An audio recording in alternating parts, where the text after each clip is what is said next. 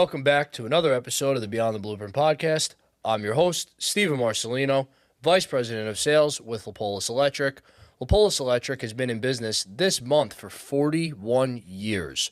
We're a full-service electrical construction company spanning from residential, emergency service, energy efficiency, commercial construction, and technical service/engineered services. Today, I have the pleasure of Roman Vladimirsky sitting with me, the owner of the Vladimirsky team with Keller Williams. Roman, thank you for coming on. Thank you so much for having me, man. 41 years is huge. Very big milestone. That is awesome. And to this day, Carmine Lippolis still sits in his office daily, making sure the business is operating properly. I'm hoping I make it to 41 years in business. I hope I make it to 41 years old. No, listen, Roman, again, I really appreciate you coming on and sitting with us today. It's without a doubt you're a pillar in the community here in Westchester County in Connecticut. As a very successful, real estate agent / owner of your own team with Keller Williams. And I really want you to just kind of take us back to where it all started, what your path was to bring you to where you are today, in what you're doing with Keller Williams and your own team. And then we'll take it from there. I mean, I guess like many entrepreneurs, my path started as really no path at all. I guess back in high school, I was pretty unclear about what direction I was going. I was a C student that just literally skated class by class, grade by grade, just making it. Went to WCC for, business, which was a pretty general topic. Took me 7 years to get a 4-year degree, so definitely wasn't really sure what direction it would take me in. Eventually, it brought me to an internship at ESPN Radio. Oh, wow. Yep, I was a marketing intern there for a year. And then from there, I became a promotions assistant where I worked for 4 years. Awesome. So I was there from 2012 to the end of 2016 and learned a lot. It was definitely, as a kid in my young 20s, amazing place to work. I mean, I'm a huge sports fan, so who wouldn't want to work at the worldwide leader of sports? Yeah. I got to go to all the sporting events, walk into the Garden anytime I want to, Wow. go to MetLife.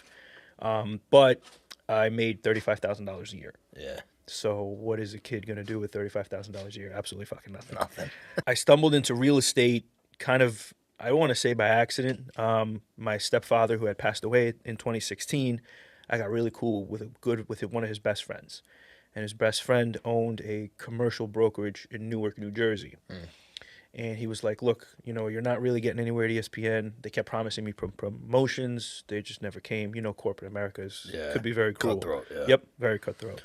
So he was like, listen, we have no marketing presence at my commercial brokerage. Why don't you come help me? And he was right. They had no website. They had nothing.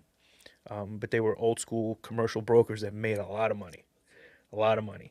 And I said, all right, what are you going to pay me? He goes, I'll give you $30,000. I'm like, all right. It's $5,000 less than I'm making now. Yeah. But I went. It just seemed like the right move.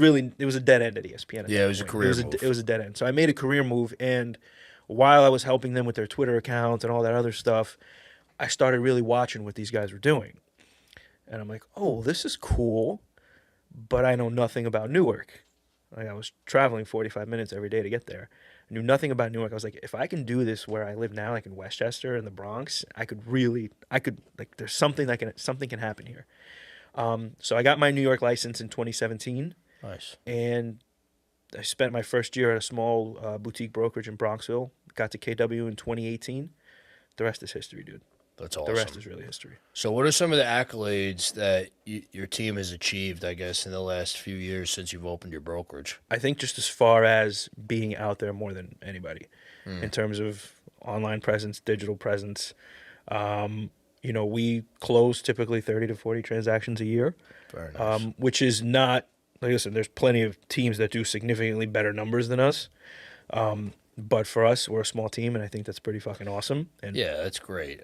And I know you got, you keep it tight over there, and I think really more than anything, to me, that says you guys really focus on quality customer service and making sure that each transaction is appropriately handled. Because, I'm sure if you really wanted to, you could close 80, 120, plus deals, but what's the quality of the deal going to look like in terms of the client's eyes, if you're working on quantity over quality, so to speak. And for you as the owner, payroll increases, workforce increases, more management responsibilities open up. So, I don't know if quality, if that whole quality aspect of the customer experience comes into play when you choose, because I'm sure you're choosing to keep it small and keep it tight, opposed to blowing it up. Don't get me wrong. Everybody would love more transactions. Yeah. I would love to go to 80 to 100 transactions, right? But we're a small team, and I'm not saying we can't do that, but we're really focused on our growth overall for a longer sustained period of time rather than just taking it all for the 1 year and then, like you said, losing that level of customer service. So that's pretty much what we're focused on too. In your line of business, how important are and we're going to get to the whole presence of social media and whatnot, because that's a big topic I really want to unpack with you today, because you're great at it. And you and I have known each other for a couple of years now, and I've really seen your growth in the social media aspect of your business, and it's phenomenal. But, in terms of customer retention and getting new customers, are you, aside from your social presence, are you primarily word of mouth, referral based, or what are you doing to get new clients before we get to the social aspect? What's your sauce? Well, the social aspect is a big part of my sauce, 100%. so to speak. But other than that, we are pretty much 100% referral based, whether it's a referral from a past client or a referral from another agent from another part of the country. Very interesting. Yeah. So which ties into the social as well. Always. Yeah. So I think we got to just unpack the social. So over the last couple of years, I know you've done a lot of different things. You had a podcast, you've, the food reviews and doing, a bunch of different types of content, so to speak, to get yourself out there and expose your team. Why don't you talk a little bit about your social journey, your social media journey, your digital marketing journey, from then to now, and kind of how it's shaped and changed over time to really what you're doing now? Because I think what you're doing now as a real estate agent it's got to be one of the coolest things on social media, because I 100% understand what you're doing, but it's entertaining at the same time. So I want you to kind of talk about that journey of, your social media growth, so to speak. Sure. From a strategy perspective. Well, it actually goes beyond a couple of years. I started 5 years ago. Okay. I think I met Why Not You Media in 2020, some point after, in the midst of the pandemic. I was a cold caller before that. Called 4 or 5 hours a day, just calling people, hey, you want to sell your house? Want to sell your house? Want to sell your house? And when the pandemic hit, New York was put under a state of emergency. And when you're in a state of emergency in the state of New York, for some reason, you can't cold call anymore. Oh, you can get COVID through the phone? You can get COVID through the phone, allegedly. It's interesting. Yep. So if you remember, during the pandemic, we got a lot less robocalls. Yeah. Which I guess was a part of that. Oh, so wow. I had to completely change my entire strategy. And the person that worked for me at the time said, you got to meet this guy, Tony Peck. He's cool. He's awesome. He's, we'll make videos and blah, blah. And then I looked at Tony's page and I'm like, yeah, I don't want to meet this guy. I'm good. So, but then the kid that worked for me, he was 19, 20 years old. And he was like, you have to, you keep pushing it. So I took a phone call with Tony. He was late to the phone call. And I think he was actually golfing during the phone call, so it was very windy. So the first impression was awesome. Friend, does that sound like Tony to you? I know you're off camera, but we got a head nod from him. But nonetheless, I took the phone call, and although it was appealing enough for me to take a meeting. So he took a meeting, then he came with his 2 business partners, Fran and Michael. And what I understood from there was it wasn't just about getting transactions. It was about just building something beyond that was longer, sustaining, 10, 15, 20 years from now. That's kind of the vision that I saw.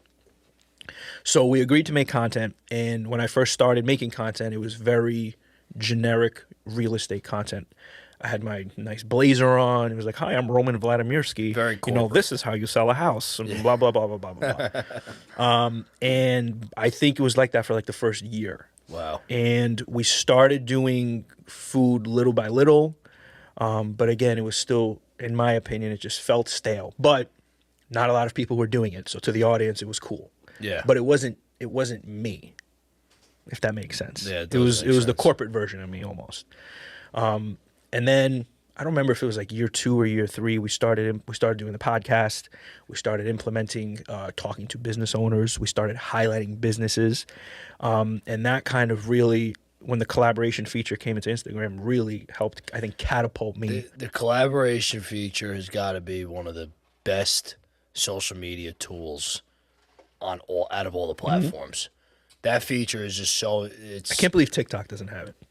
LinkedIn, every social media platform should be 100%. eating off of that idea because it's you can reshare a post, but there's nothing like a good collaboration, especially when you're working with local business owners, whoever it is you're working with. That tool has completely, for myself and my own mission for what we're doing with this podcast, that tool completely transformed the way the podcast is able to be pushed. I mean, 100%. I have collaborations with Conti's Bakery. I have collaborations with the Property Boss, Tony, Fran, all these guys, and other people, that aren't as big as them, but they have their own following. And it's so important to the overall growth because the person that you're shooting the content with is almost like putting their stamp of approval, like this guy's legit. This guy's legit. So Yeah. it's a really cool feature. Yeah, and it's good too because for me, it gave me the opportunity to, like, I think any realtor can just come on and say, "Hey, I sold blah blah blah. This is how much money I made this month. This is whatever, all about me." But what about like giving back to the community that you actually service? So it gave me the opportunity to say, "Hey, I'm going to walk into a place like Harpoon Hannah's, and I'm going to say, hey, they have awesome coffee, they have this great food, blah blah blah. What a great environment." And we do a collab. It's not about me, it's about them. Yeah. But as I started doing that, 50, 100, 150 businesses, obviously it helped my level of popularity, but it wasn't about me. No. It wasn't about me. It gave me the chance to do that. And then we also got to, as I got comfortable more and more on social media, I got to implement more comedic roles. I had an alter ego. The annoying dad was a very funny character that I brought in. It's just, I learned to have fun with it and just be myself, be authentic, and just not take myself too seriously like most people in my profession do. I think social media is a really good place to kind of just let loose and let people learn who you are as a person. And this is something I did a keynote in Atlanta a couple months ago in front of, hundreds of professionals in my industry at a pretty big conference. And a major point that I touched on during that keynote was be authentic, be vulnerable, and be yourself when you're making content, because nobody's going to listen to, like you said, corporate Roman. It's stuffy, it's not authentic, and you could feel it when you're watching. What does it do? What value does it provide for them? It doesn't provide any value for anybody, really. And it ultimately, you're hurting yourself and your image. But the other thing, the flip side of it is, though, you have to start somewhere.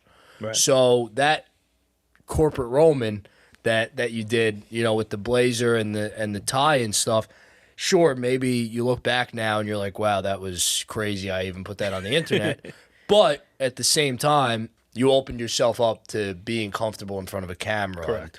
You laid the really, foundation. you laid that foundation down, because with social media, if you don't know where to start, that's the perfect place to start. Just record do it, it. shoot it, put it online. Just put the camera on. Yep. Your first piece of content, me, you, anybody else, is, the first 100 pieces of content may be corny, may be stupid to, most people that watch it, even yourself, but you mold it. You don't become a professional in anything overnight. What is it to master something? It takes 10,000 hours to master something. So, And we're still on that journey of mastering it. I haven't mastered anything by any stretch of the imagination.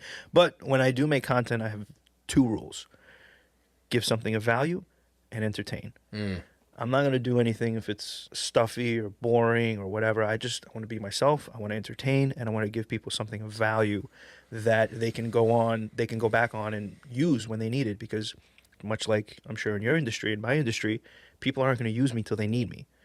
It's not like, you got to go get coffee every day.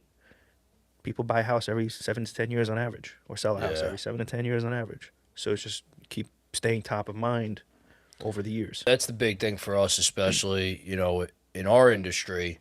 a lot of people in general aren't doing anything with content, so the competition is a lot smaller than real estate, because I know a lot of real estate agents utilize social media, because there's a lot more younger real estate agents, and they're aware of the tools that are at their disposal. For me, I would say content completely transformed our business and our overall brand awareness to be a leader on the internet in our industry. Not only are we a leader, in industry in general, but showing our presence on LinkedIn, Instagram, TikTok, wherever it may be, to spread the name of Lippolis Electric and our mission, so to speak, and people that we're connected with, all over.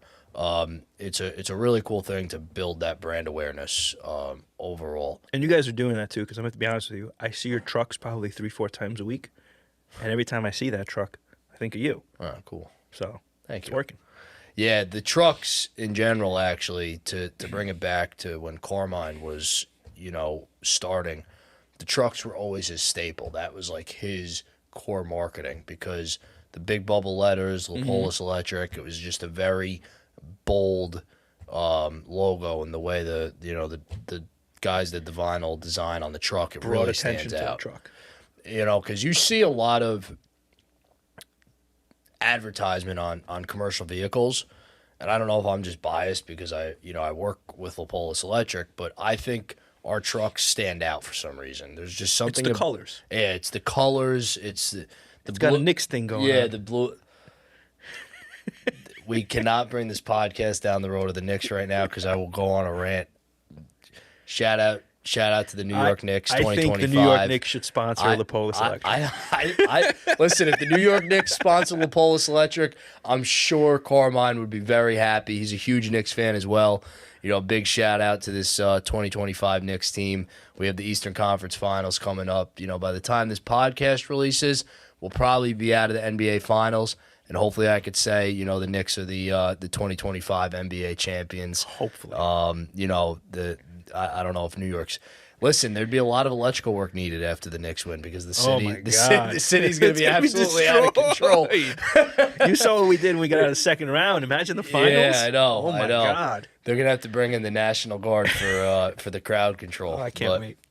Listen, it's about time our city has something to be excited for in the basketball world. To bring it back, though, to what we were talking about before, the overall, the logo, the way the bubble letters on the side of the truck, it just lays out really nice, and that's where Carmine's, marketing and brand awareness really started, was the side of the trucks. He had almost like every diner in Westchester County had his phone number on it, and just those small things of like paper marketing was really big back in the day, and we're really big now on having a blend of both. We don't believe in completely being just digital. You have to have that omnipresence. Sure. And that's really important. So with your recent strategy, which I find really interesting, especially as a real estate agent. So talk to me a little bit about what you're doing, because you do a blend of reviewing local establishments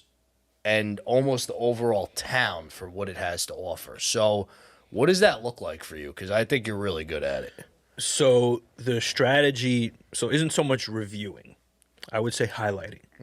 Because I don't, I'm never going to go into a restaurant and just say, it's a 5, it's a 6 or 7 or 8. Just like for what I'm trying to do, it's not necessarily the best strategy. No. Because, that business will never use me. But yeah, so I'm just trying to go in and just highlight and bring attention to whatever the best food there is. And then from the town perspective, so my goal for this year is to make a video on every single town in Westchester. So city, cool. Town, village, hamlets. That's what we have in Westchester. That's what I've noticed. Yep. Yeah. Yep. So I'm doing that. But then I've also started taking the micro clips from the town videos and just posting them as their own clips. Gotcha. As well. So one video on the town could turn into 7 or 8 separate videos. Very cool. As well, just to kind of bring that volume and scale it a little bit. Very nice. It's informational. I've actually got DMs from people who saw the town videos. It brings a level of, it just makes me know what I'm talking about. It gives me credibility. It's a digital resume, really like, oh shit, this guy knows where to eat. This guy knows about the schools. This guy knows about the hospitals, the trains, how long it'll take. All that stuff comes into a buyer's decision making about where they want to live. So when I come off as knowing what the hell I'm talking about, it just makes for an easier conversation because I don't have to sell anymore.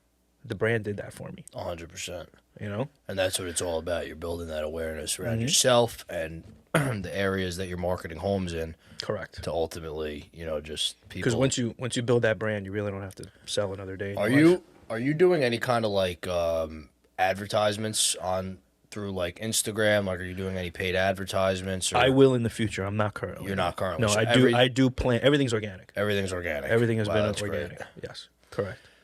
And I noticed you do a lot of pretty cool collaborations. Like when the Yankees were in the playoffs last year, you collaborated, I think, with Conti's and Gianardelli on a ticket giveaway. And I have another one coming up too. with who? With Fleetwood Bakery. Oh, nice. We're Enzo? giving away. Yep, with Enzo. We're my giving away guy. a pair of tickets to Yankees Mets in July. Oh, very cool. Yep. That'll be fun.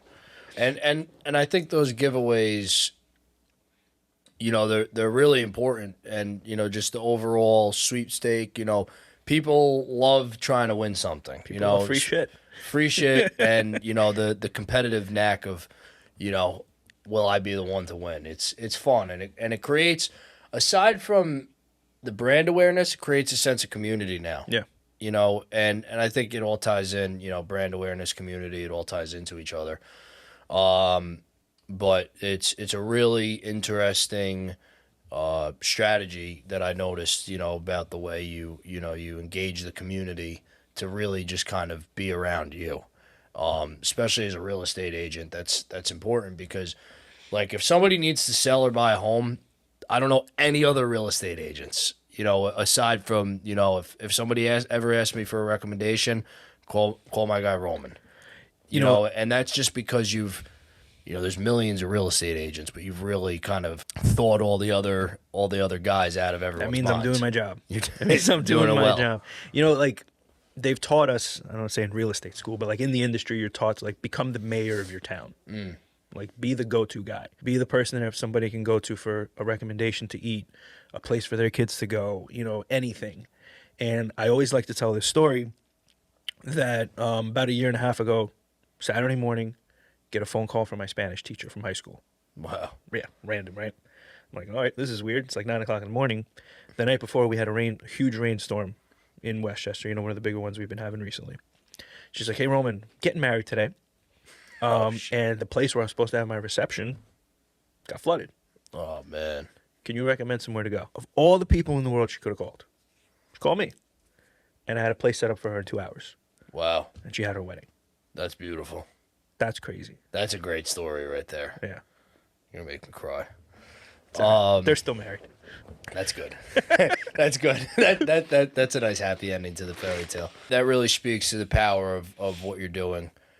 Let me ask, in terms of like feedback, do you receive any like kind of positive feedback from people that are buying homes? Like, hey, I found you through Instagram, or Yep. What's all the that time. kind of all like the time. customer feedback look The like? conversations, I was like, you really know your area.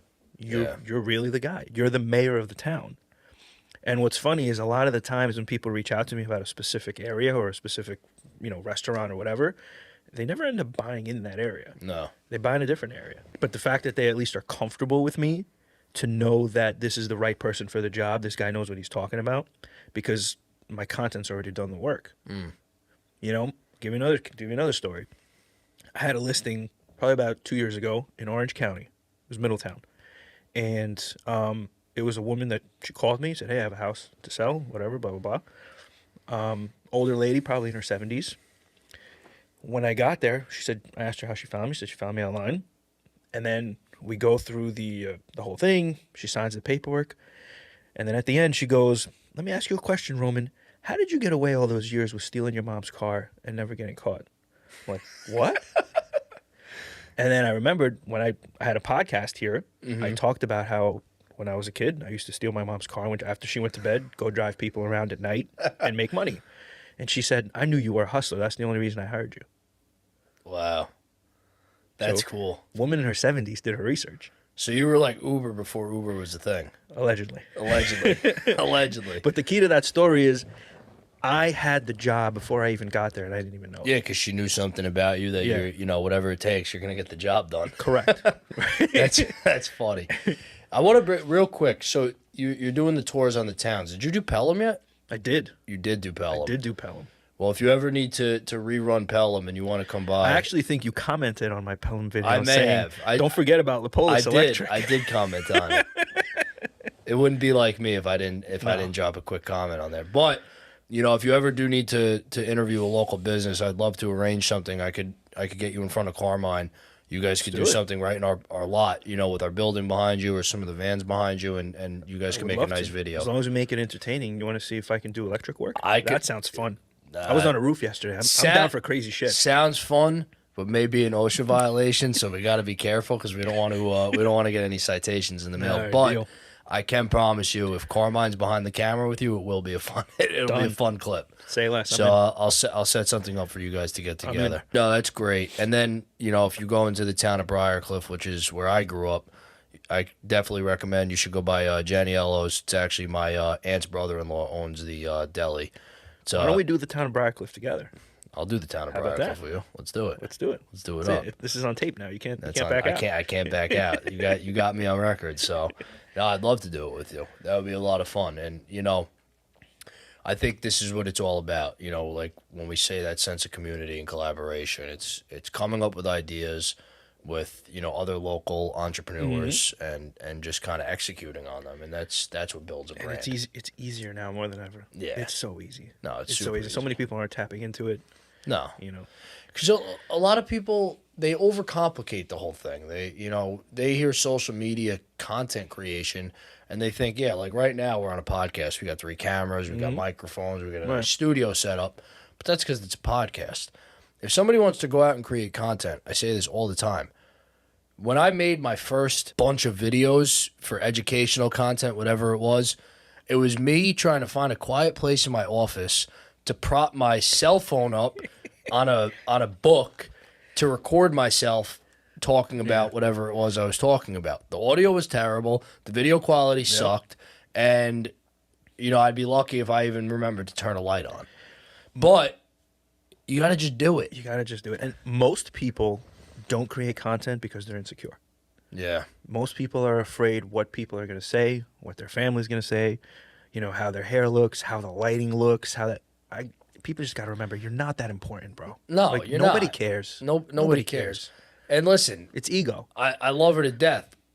But my wife is like the biggest ball buster when it comes to my content. That's what they do. So is mine. Is she? All right, good. I'm not alone.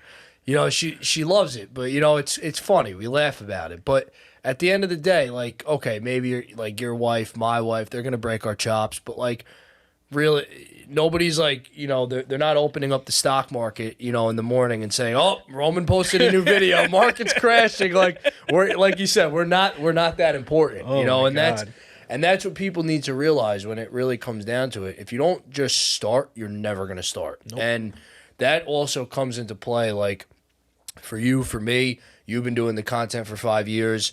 We pretty much redeveloped and organized our entire marketing structure for Lippolis Electric about 5-6 years ago and really harped on digital presence, social media marketing, and now we're at a point where we have our own podcast, which is awesome.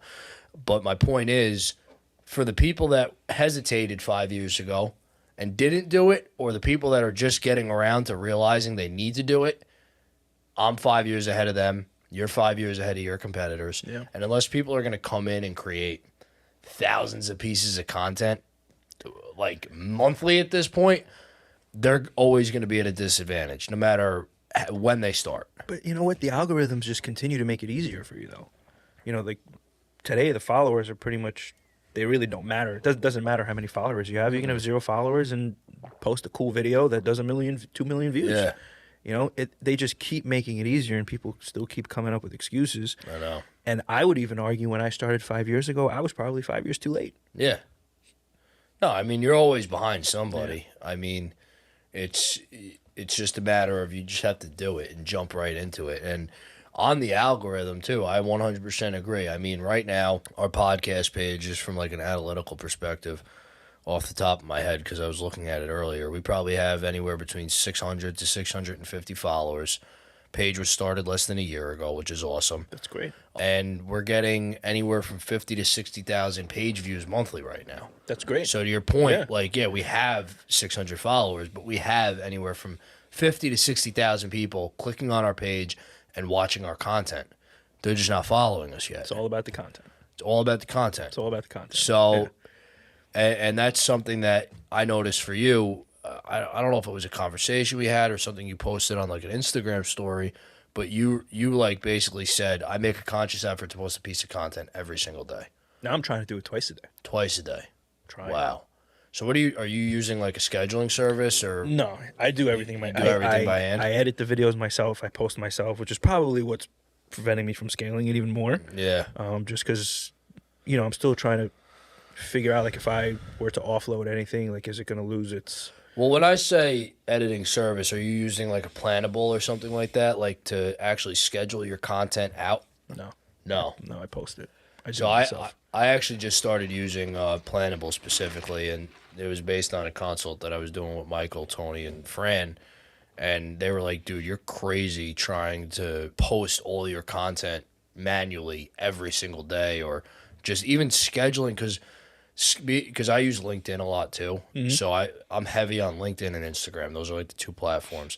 So to have Beyond the Blueprint, my personal page, the Beyond the Blueprint LinkedIn, and my personal LinkedIn, I'm posting on 4 channels. Yeah. So it was becoming a lot. So I got with Plannable, and it's, I'm still not 100% using it the way I should be because I still don't really know it because like anything I do in my life, I buy it or I, join it before I even know what I'm doing, and I learn along the way. You got to get the free plan first, Yeah. and then you upgrade. I have the free plan right now, so okay. I'm waiting for a quick 1, 2, 3 starter course with Mike. So There you go. he'll get me up and running. Mike usually can fix anything. He Yeah. can figure anything out. Mike can figure anything. The beard, he'll figure beard. it out. So as we wind down a little on the episode, why don't you tell us a little bit about like what the listeners can expect from you? What's the next year look like for you in terms of growth? What are some of your goals that you have for yourself? For myself, mainly, I think it's really just to continue growing and scaling my social media presence. I know I said 2 pieces of content a day, but I just want to more. Yeah. More. I'm not looking to grow the team. I think the team's good where they are right now, professionally speaking. That's not to say if somebody amazing comes into my life, I won't change my mind. But right now, I'm pretty comfortable where I am. Awesome. Which I know could be the kiss of death sometimes. But I really just want to focus on that digital growth. I want to be the most known real estate agent in Westchester. Not Awesome. everybody has to use me. No. But I just want them to know who I am. And in terms of your overall master plan to get involved in going to all the different towns, hamlets, and villages throughout Westchester County, are you planning to pretty much visit every crevice of Westchester this year, or is this like a master plan? I would say within the next 9 to 12 months. Wow. All of them. I'm already about 11 or 12 in. Oh, wow. Yeah. You're making good pace. Yeah.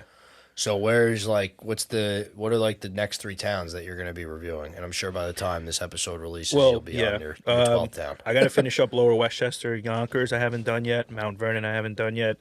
And I think probably one of the river towns I have to get in. Yeah. Yeah. I usually try to base it off of where I am geographically. Gotcha. If I have a free morning, I'll go pretty much anywhere.